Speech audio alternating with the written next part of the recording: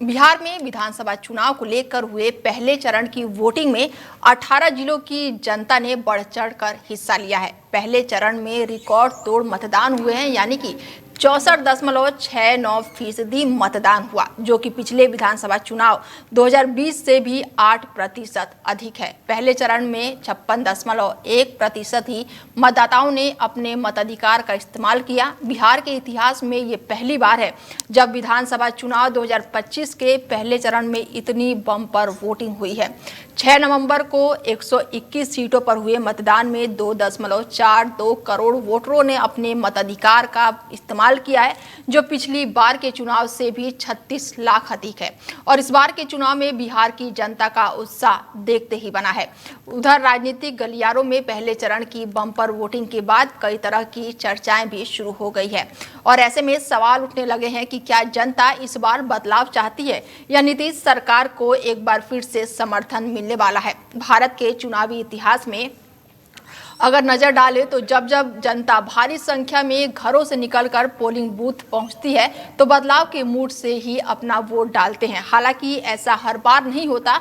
कई बार तो भारी मतदान के बाद भी वर्तमान सरकार की जनता ने अपना समर्थन दिया और सरकार को वापसी दिलाई। तो अभी ये स्पष्ट नहीं कहा जा सकता है कि बिहार में जनता किस मूड से अपना वोट डाल रही है। इसका जवाब तो 14 नवंबर को चुनावी नतीजे आने के बाद ही पता चलेगा। बता दें कि बिहार में वोटिंग पहले चरण की हो चुकी है और ऐसे में 75 साल का रिकॉर्ड टूट गया है, क्योंकि वोटिंग इस बार सबसे ज़्यादा हुई है। पहले चरण की अगर बात की जाए तो 64 से भी ज़्यादा यहाँ पर वोटिंग की गई है। बिहार में वोटिंग में इतिहास रच गया है, क्योंकि इतिहास में पहली बार ऐसा हुआ है कि पहले चरण में इतने प्रतिशत तक वोटिंग हुई है।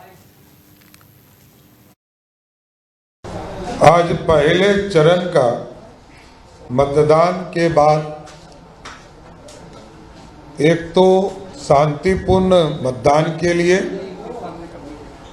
बिहार के प्रशासन को, बिहार की जनता को और चुनाव आयोग को धन्यवाद देना चाहता हूं। और जिस तरह बिहार के आम मतदाता बाहर निकलकर मतदान करने का काम किए, इससे यह स्पष्ट दिख रहा है कि पिछले चुनाव से 4-5% अधिक मतदान इस चुनाव में हुआ है। और आगे भी अभी तो कई जगह वोटिंग चल भी रहा है। कुछ ज़िले में 5 बजे तक था, कहीं 6 बजे तक है, और जहाँ जहाँ लाइन लगे हैं उसको अभी भी मतदान चल रहे हैं। लेकिन मैं पहले चरण के बाद जो हम लोगों को हमारे प्रतिनिधियों के द्वारा, हमारे उम्मीदवार के द्वारा जो के माध्यम से जो रिपोर्ट आई है, 121 सीटों में से लगभग 121 सीटों में से लगभग 100 सीटों के आसपास एनडीए जीत रही है और ये 2010 के रिजल्ट को ब्रेक करने वाला रिजल्ट होगा। और अब हमारे साथ जुड़ चुके हैं विकास जोगी जी, जो कि राजनीतिक विशेषज्ञ हैं, और उनसे जानते हैं कि बिहार में इस बार रिकॉर्ड तोड़ मतदान हुआ है तो किस तरीके से वो देखते हैं।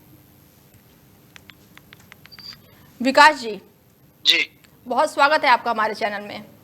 जी धन्यवाद अनीता जी। मैंने आपको चैनल में लगातार कहता आ रहा हूँ और आज फिर यही बात बोल रहा हूँ। यही बात मैंने कल बोला था कि ये जो इस बार जो चुनाव हुआ है, ये कहीं ना कहीं युवाओं और महिलाओं पर आधारित चुनाव है। और युवा महिलाओं ने इस बार मन बना लिया था कि जैसे युवाओं की प्रतियोगिता परीक्षाओं में कोई भी श्योरिटी नहीं थी कि लंबे समय तक इंतजार करने बाद देखा जाए तो अन्य अन्य सिलेबस, अन्य अन्य एंट्रेंस के माध्यम से जो एक बिहार से एक अच्छे युवा निकल कर आता है और उसी बिहार में बीपीएससी जैसे बड़ी परीक्षा का एक लीक हो जाता है और उसमें कोई रिजल्ट नहीं आता और उन पर उल्टे लाठियां भाजी जाती हैं, जिसमें देखा जाए तो एनडीए सरकार के कुछ लोग खुद उनसे दूरी बनाते हुए देखेंगे तो इस बार युवाओं का मन था, बिल्कुल स्पष्ट मन था कि इस बार युवा वोट करेगा, महिला वोट करेगी। महिलाओं ने भी इस बार निर्णायक भूमिका में वोट किया है और एक साथ 8% की, लगभग 8% का एकदम उछाल आना एक बड़ा इशारा है।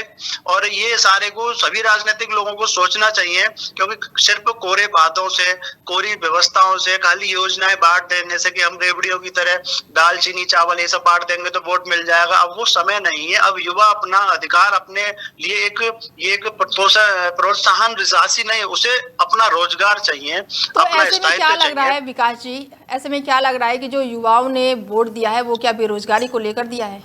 जी बिल्कुल स्पष्ट है, जो युवाओं ने वोटिंग की है वो एक बेरोजगारी को लेकर की है, रोजगार को लेकर कहीं ना कहीं युवा हताशा महसूस कर रहा है। और प्रतियोगी परीक्षाएं जैसी लीक हो रही हैं, अगर फॉर्म भरे नहीं जा रहे, अगर वैकेंसी आ रही है तो उसमें फॉर्म भरे जा रहे हैं, उसके बाद में जी चलिए, इनसे हमारा संपर्क टूट चुका है। हेलो,